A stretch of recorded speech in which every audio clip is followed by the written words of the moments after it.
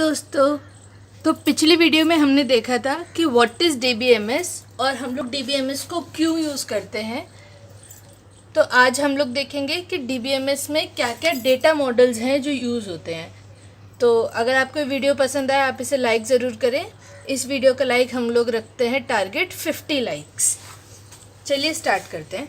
सो data models में basically what is a data model. Data model बताता है structure of the database, कि आपका डेटाबेस किस तरीके से स्ट्रक्चर्ड है, वो हमारा बताता है डेटा मॉडल्स। अब स्ट्रक्चरिंग किस तरीके से होती है, it can be at 3 levels. At the very ground level, बहुत बेसिक लेवल पे low level structuring, at the intermediate level and at the top level high level structuring. तो उसी बेसिस पे हमारे पास 3 मॉडल्स हैं डेटा मॉडल्स में। सबसे पहले object based data model, record based and physical model. Object based क्या बताता है, it is the high level structuring, कि एट द टॉप लेवल आपको डेटाबेस कैसे दिखेगा। It is like the blueprint, हमारे डेटाबेस का ब्लूप्रिंट की तरह ये हमारा ऑब्जेक्ट बेस्ड मॉडल होता है। Record based model, it as the intermediate level, कि आप डेटाबेस में जो जो चीज़ें रिकॉर्ड करेंगे, जो जो चीज़ें आप डेटाबेस के अंदर डालेंगे डेटा, उसकी स्ट्रक्चरिंग कैसे होगी वो हमारा बताता है record based model. Physical model क्या बताता है, at the low level structuring, कि अगर बाई चांस आप जो eight the very low level आप कैसे डेटाबेस को स्टोर करेंगे, स्ट्रक्चर करेंगे, वो हमारा बताता है फिजिकल मॉडल। तो इनके एग्जाम्पल्स देख लेते हैं। सबसे पहला आता है object based logical model. It is a high level model and it is basically representing the data. तो डेटा रिप्रेजेंट करने के लिए हम ऑब्जेक्ट बेस्ड मॉडल का यूज़ करते हैं। तो इसके अंदर सबसे पहले हमारा ER डायग्राम, ये इसके सारे टाइप्स ऑफ मॉडल्स हैं। First one is ER model. ER मतलब एंटिटी रिलेशनशिप मॉडल। इसकी डिटेलिंग हम लोग इस पूरे कोर्स में देखेंगे। Next is functional model. Functional model क्या बताते हैं, कैसे हमारी टेबल्स के फंक्शंस होंगे, कैसे हमारे डेटा स्ट्रक्चर फंक्शन करेगा, वो फंक्शनल मॉडल में होता है। Next is object oriented model. Object oriented में हर एक मॉडल जो है डेटा स्ट्रक्चर वो ऑब्जेक्ट्स के फॉर्म में स्टोर होता है। Next is semantic. सिमेंटिक मतलब कि मीनिंग। सो मीनिंग वाइज अगर हम लोग डेटा की स्ट्रक्चरिंग कर रहे हैं तो यहाँ पे हमारा वो सिमेंटिक ऑब्जेक्ट मॉडल होगा। ठीक है, इसमें हम डिटेलिंग देखेंगे ER मॉडल की। Next is record based logical model. अब हम लोग जिस तरीके के रिकॉर्ड्स अपने डेटाबेस में डालेंगे उसके बेसिस पर है। तो सबसे पहला आता है हमारा hierarchical model, then we have the network model and then we have the relational model. अब hierarchical model as the name suggest, it is like a hierarchy. Hierarchy मतलब क्या है, टॉप लेवल, देन उससे नीचे, it's like a tree structure.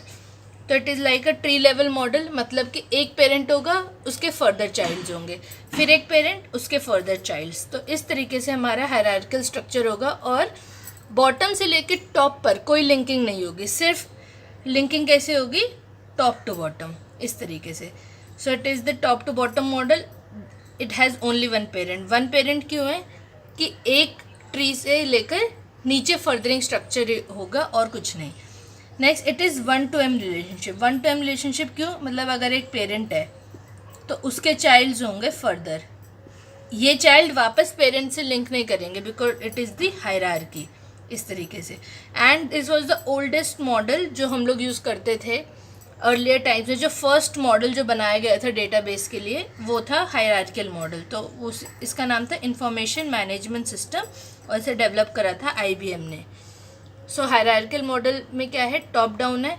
अब इसमें एक चीज़ हमें देखने वाली है कि अगर टॉप डाउन है, हम लोग फर्दर लिंकिंग नहीं कर सकते। सो अगर मुझे इंसर्ट करना है या डिलीट करना है, अपडेट करना है, तो वो बहुत डिफ़िकल्ट होगा। क्यों डिफ़िकल्ट होगा, अगर मैंने यहाँ, मेरा पेरेंट है, ये इसके चाइल्ड्स हैं, अगर मैंने यहाँ पर इंसर्ट करना है तो ये वाली चीज़ों को मुझे अफेक्ट करना पड़ेगा क्योंकि ये नीचे लेवल पे आएंगी। फर्दर अगर मुझे इस लेवल पे करना है तो इसके नीचे की सारी लेवल्स वो अफेक्ट होंगी। सो इसके अंदर इंसर्शन, डिलीशन एंड अपडेशन बहुत ज़्यादा डिफ़िकल्ट हो जाता है।